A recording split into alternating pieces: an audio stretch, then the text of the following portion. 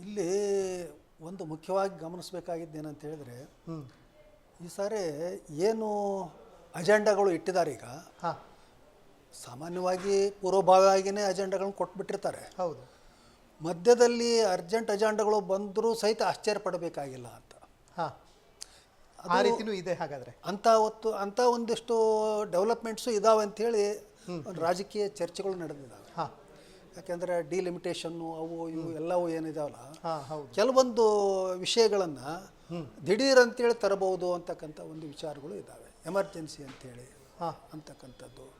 ಆಮೇಲೆ ಮೋದಿಯವರು ಯುವಜನರ ಕ್ಷಮತಾ ಮತ್ತು ಇಸ್ರೋ ಅದು ಇದು ಎಲ್ಲ ಏನಪ್ಪ ಬಾಹ್ಯಾಕಾಶದಲ್ಲಿ ಒಂದು ಏನು ಅಚೀವ್ಮೆಂಟ್ ಮಾಡ್ತಾ ಇದೆ ಭಾರತದ ಯುವಶಕ್ತಿ, ಅದನ್ನೆಲ್ಲ ಹೊಗಳಿದ್ದಾರೆ. ಹೌದು, ಅದು ಒಳ್ಳೆಯದೇ. ಆದರೆ ಅದಕ್ಕೆ ಇನ್ನೊಂದು ಆಯಾಮ ಇದೆ. ಏನು ಅಂತ ಹೇಳಿದ್ರೆ, ಈ ಪ್ರೈವೇಟೈಸೇಷನ್ ಅದನ್ನು ಮಾಡೋದು ಎಷ್ಟರ ಮಟ್ಟಿಗೆ ಸರಿ ಅಂತಕ್ಕಂಥದ್ದು. ಯಾಕೆ ಅಂತ ಹೇಳಿದ್ರೆ, ಈ ಮುಂಚೆನಿಂದನೂ ಸುಮಾರು ವರ್ಷಗಳಿಂದ ಪಿ ವಿ ನರಸಿಂಹರಾವ್ ಕಾಲದಿಂದನೂ ಇರ್ಬೋದು, ಒಂದು ಸ್ಟಾರ್ಟ್ ಆಯಿತು. ಏನು, ಈ ಪಬ್ಲಿಕ್ ಸೆಕ್ಟರ್ನ ಏನಪ್ಪ ಅಂದರೆ ಒಂದು ಕಡಿಮೆ ಮಾಡ್ತಾ ಬರೋದು. ಮತ್ತು ಬಂಡವಾಳವನ್ನು ಹಿಂತೆಗೆದುಕೊಳ್ಳಲಿಕ್ಕೇ ಒಂದು ಪೋರ್ಟ್ಫೋಲಿಯೋ ಕ್ರಿಯೇಟ್ ಆಯಿತು. ಇದು ಅರ್ಥ ಏನು ಅಂತ ಹೇಳಿದ್ರೆ, ಎಲ್ಲ ನಾವು ಪ್ರೈವೇಟೈಸ್ ಮಾಡ್ತಾ ಇದ್ದೀವಿ ಅಂಥೇಳಿ. ಆದರೆ ಈ ಸಂದರ್ಭದಲ್ಲಿ ಒಂದು ಚೈನಾ ಪಾಲಿಸಿನ ನಮ್ಮ ಭಾರತ ಅಡಾಪ್ಟ್ ಮಾಡ್ಕೋಬೇಕಾಗತ್ತೆ ಅಂತ ನನಗನ್ಸುತ್ತೆ. ಅವರು ನ್ಯೂ ಎಕನಾಮಿಕ್ ಝೋನ್ ಅಂತೇಳಿ ಎಲ್ಲ ಮಾಡಿದ್ದಾರೆ. ಹಾಗಂತೇಳಿ ಅವರು ಎಲ್ಲವನ್ನೂ ಓಪನ್ ಆಗಿಟ್ಟಿಲ್ಲ. ನಮ್ಮ ಅಭಿವೃದ್ಧಿಗಾಗಿ, ನಮ್ಮ ದೇಶದ ಒಂದು ಪ್ರಗತಿಗಾಗಿ ಏನೆಲ್ಲ ಬೇಕು, ಯಾವುದನ್ನು ನಾವು ಅಭಿವೃದ್ಧಿ ಪಡಿಸ್ಲಿಕ್ಕೆ ಯಾವುದು ಕಾಂಪಿಟೇಷನ್ ಇರಬೇಕು, ಯಾವುದು ಆರ್ಥಿಕ ಅಭಿವೃದ್ಧಿಗೆ ಸಹಕಾರಿಯಾಗುತ್ತೆ, ಅದನ್ನೆಲ್ಲ ಮಾಡಬೇಕು. ಆದರೆ ಕೆಲವೊಂದು ತುಂಬ ಸೂಕ್ಷ್ಮವಾಗಿರ್ತಕ್ಕಂಥ ಇಲಾಖೆಗಳನ್ನು ಅವುಗಳನ್ನು ಓಪನ್ ಆಗಿ ಬಿಟ್ಬಿಟ್ರೆ ಭಾಳ ಕಷ್ಟ ಆಗ್ಬೋದು ಅಂತ. ನಾಳೆ ಸರ್ಕಾರಿ ಒಂದು ಮಾಲೀಕತ್ವದ ಬಾಹ್ಯಾಕಾಶ ಸಂಸ್ಥೆಗೆ ಯಾರೂ ಬರಲಿಕ್ಕಿಲ್ಲ.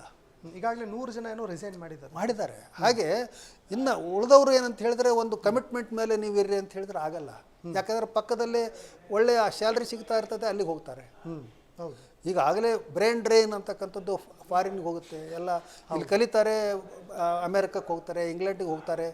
ಅಲ್ಲಿ ಅಮೇರಿಕಾದವರು ಭಾಳ ತುಂಬ ಅಲ್ಲಿ ಇರ್ತಕ್ಕಂಥ ಸಿಟಿಜನ್ಸು ತುಂಬ ಕೇಳ್ತಾ ಇರ್ತಾರೆ ಸ್ಯಾಲ್ರಿ. ಇಲ್ಲಿಂದ ಹೋದವ್ರಿಗೆ ಕಡಿಮೆ ಕೊಡ್ಬೋದು ಅಂತೇಳಿ ಇಲ್ಲಿ ಜಾಸ್ತಿ ಇಂಪಾರ್ಟೆನ್ಸ್ ಕೊಡ್ತಾರೆ. ಈ ಥರದಲ್ಲಿ ಆಗ್ತಾ ಇದೆ. ಹಾಗೆ ಇಲ್ಲಿ ಏನಂತ ಹೇಳಿದ್ರೆ, ಆ ಬಾಹ್ಯಾಕಾಶ ಇರ್ಬೋದು ಮತ್ತು ಈ ಅಣ್ವಸ್ತ್ರಗಳದ್ದು ಇರ್ಬೋದು, ಈ ಬೇರೆ ಬೇರೆ ಇಂಥ ಇಂಪಾರ್ಟೆಂಟ್ ಸಂಶೋಧನೆಗಳೇನಿದಾವೆ ಅವುಗಳನ್ನು ಖಾಸಗೀಕರಣ ಮಾಡ್ತಕ್ಕಂಥದ್ದು ಸರಿಯಲ್ಲ ಅಂತಕ್ಕಂಥದ್ದು ಒಂದು ಅದು ಚರ್ಚೆನೂ ಆಗಬೇಕು. ಅದರ ಸಾಧಕ ಬಾಧಕಗಳ ಬಗ್ಗೆ ಚರ್ಚೆ ಆಗಬೇಕು. ಯಾಕಂತ ಹೇಳಿದ್ರೆ ಅವು ಭಾಳ ಸೂಕ್ಷ್ಮ ವಿಷಯಗಳು. ಆಮೇಲೆ ಪೂರಾ ನಾವು ಖಾಸಗೀಕರಣ ಮಾಡ್ತೀವಿ ಅಂತಕ್ಕಂಥದ್ದು ಸರಿಯಲ್ಲ. ಒಂದು ಈ ಹಿಂದೆ ನೆಹರು ಅವರು ಒಂದು ಮಿಕ್ಸೆಡ್ ಎಕಾನಮಿ ಅಂತ ತಂದರು, ಪಬ್ಲಿಕ್ ಸೆಕ್ಟರ್ ಪ್ರೈವೇಟ್ ಸೆಕ್ಟರ್ ಅಂತೇಳಿ. ಪಬ್ಲಿಕ್ ಸೆಕ್ಟರೇ ಅದಕ್ಕೆ ಏನಪ್ಪ ಅಂದ್ರೆ ಸವಾರಿ ಮಾಡಬೇಕು ಪ್ರೈವೇಟ್ ಸೆಕ್ಟರ್ ಮೇಲೆ ಅಂತೇಳಿ ಅವರ ಒಂದು ವಾದ ಇತ್ತು. ನೆಹರು ಎಕಾನಮಿ ಅದು. ಆನಂತರ ಬಂತು, ಇಲ್ಲ ಪಬ್ಲಿಕ್ ಸೆಕ್ಟರ್ನೆಲ್ಲ ಸ್ವರ್ಗಿಸಿಬಿಡಬೇಕು. ಅಲ್ಲಿ ಏನಂತ ಹೇಳಿದ್ರೆ, ಈ ಪ್ರೈವೇಟ್ ಸೆಕ್ಟರ್ ಅದರ ಮೇಲೆ ಸವಾರಿ ಮಾಡಬೇಕು. ಇದು ಪ್ರೈವೇಟ್ ಸೆಕ್ಟರ್ದು ಬಂತು. ಯಾಕಂತ ಹೇಳಿದ್ರೆ ಗ್ಲೋಬಲೈಸೇಷನ್ ಆಯಿತು, ಮತ್ತು ಇನ್ನೂ ಬೇರೆ ಬೇರೆ ಎಲ್ಲ ಜಾಗತಿಕ ಬೆಳವಣಿಗೆಗಳ ಹಿನ್ನೆಲೆಯಲ್ಲಿ ಪ್ರೈವೇಟ್ ಸೆಕ್ಟರ್ ತಕ್ಕಂಥದ್ದು ಒಂದಿಷ್ಟು ಕಾಂಪಿಟೇಷನ್ ಬರ್ತಕ್ಕಂಥದ್ದು ಸರಿ, ಓಕೆ. ಆದರೆ ಇದನ್ನೆಲ್ಲ ಗಮನದಲ್ಲಿಟ್ಟುಕೊಂಡು ಕೂಡ ಚೈನಾ ಯಾವ ರೀತಿಯಲ್ಲಿ ಡೆವಲಪ್ ಆಯಿತು ಅಂತಕ್ಕಂಥದ್ದನ್ನು ನಾವು ಸ್ಟಡಿ ಮಾಡಬೇಕು. ಅಲ್ಲೇ ಯಾವುದೇ ಪ್ರಜಾತಂತ್ರ ವ್ಯವಸ್ಥೆ ಇರಲಿಕ್ಕಿಲ್ಲ. ಆದರೆ ಅವರು ಅನುಸರಿಸ್ತಾ ಇರ್ತಕ್ಕಂಥ ಕೆಲವೊಂದು ಪಾಲಿಸಿಗಳು ಭಾಳ ಇಂಪಾರ್ಟೆಂಟ್ ಅನ್ನಿಸ್ತವೆ. ಯಾಕೆ ಅಂತ ಹೇಳಿದ್ರೆ, ಈ ಬಾರ್ಡರ್ನಲ್ಲಿರ್ತಕ್ಕಂಥ ಏನೆಲ್ಲ ಸ್ಟೇಟ್ಸ್ ಇದ್ದಾವೆ, ಪ್ರದೇಶಗಳಿದ್ದಾವೆ, ಅವುಗಳಿಗೆ ಬೇರೆ ರೀತಿಯಿಂದ ಏನಪ್ಪ ಅಂದರೆ ಅವರು ರೆಸ್ಟ್ರಿಕ್ಷನ್ಸ್ ತಂದಿದ್ದಾರೆ ಬೇರೆ ಬೇರೆ ರೀತಿಯಿಂದ. ಯಾಕಂದರೆ ಅವು ಎಲ್ಲ ದೇಶದ ಭದ್ರತೆಯ ಒಂದು ಗಡಿಗಳು ಅಂತಕ್ಕಂಥದ್ದು, ಅಲ್ಲಿದ್ದೇನೆ ಬೇರೆ ಇರಬೇಕು ಅಂತ. ಹಾಗೆ ಅದು ಆ ಥರದಲ್ಲಿ ಕೆಲವೊಂದು ಮಾಡಿದ್ದಾರೆ. ಆಮೇಲೆ ಈ ಕಾಂಪಿಟೇಷನ್ ಅಂತಂದರೆ ಎಲ್ಲಿ ಕಾಂಪಿಟೇಷನ್ ಇರಬೇಕು, ಎಲ್ಲಿ ಕಾಂಪಿಟೇಷನ್ ಇರಬಾರ್ದು ಅಂತಕ್ಕಂಥದ್ದು ಅದನ್ನು ಸಹಿತ ಅಲ್ಲ. ಈ ನಮ್ಮ ಆರ್ಥಿಕತೆಯನ್ನು ಆತ್ಮಾವಲೋಕನೆ ಮಾಡಿಕೊಳ್ಳುವಂಥ ಸಂದರ್ಭ ಅಂತ ಏನಾದ್ರು ಹೇಳ್ತೀರಾ ಸರ್? ಖಂಡಿತ.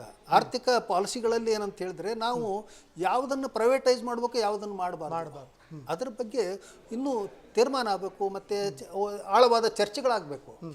ಅದು ಬಿಟ್ಟು ಯಾವುದೋ ಒಂದು ಯಾರಿಗೋ ಬಂಡವಾಳಶಾಹಿಗಳಿಗೆ ಅನುಕೂಲ ಆಗುತ್ತೆ ಅಂತ ಹೇಳಿದ್ರಪ್ಪ ಅಂದ್ರೆ, ಇಲ್ಲ ಫಾರಿನ್ ಯಾರೋ ಒಂದು ಇನ್ವೆಸ್ಟರ್ಸ್ ಬರ್ತಾರೆ ಅಂತ ಹೇಳಿಬಿಟ್ರೆ ಅದು ಜಿ ಡಿ ಪಿ ಆಗುತ್ತೆ, ನಮಗೆ ಇನ್ನೊಂದು ಆಗುತ್ತೆ, ಅದು ಮತ್ತೊಂದು ಆಗುತ್ತೆ. ಜಿ ಡಿ ಪಿಗೆ ಕಡಿಮೆ ಆಗಲಿ ಬೇಕಾದರೆ, ಇಂಥ ಜಿ ಡಿ ಪಿಗಳು ಬೇಕಾಗಿಲ್ಲ ಅಂತ ನಮಗೆ. ಯಾಕಂದರೆ ನಮ್ಮ ದೇಶದ ಭದ್ರತೆ, ನಮ್ಮ ಒಂದು ವೈಜ್ಞಾನಿಕ ಏನು ಸಂಶೋಧನೆಗಳಿದ್ದಾವೆ ಅವುಗಳ ಗೌಪ್ಯತೆ ಭಾಳ ಮುಖ್ಯ ಆಗ್ತದೆ.